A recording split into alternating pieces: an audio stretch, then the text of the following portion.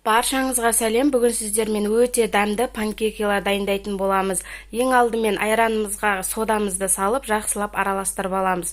Сонан соң 2 жұмыртқаға кішкене тұз қосып, жақсылап араластырамыз. Кейін қантымызды да қосып, тағы да жақсылап қант ерігенше араластырамыз. Сонан соң жаңа дайындап қойған айранымызды құйып, тағы да жақсылап араластырамыз.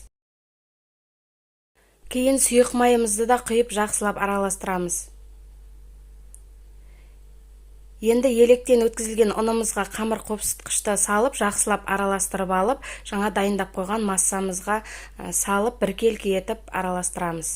Мінекей біздің массамыз осындай болу керек. Енді қызып тұрған табамызға 2 қасықтан дәл видеодағыдай етіп пісіріп аламыз. Асты қызарған соң осылай екінші бетін қойып пісіріп аламыз. Мінекей көріп тұрғандарыңыздай өте әдемі болып шықты.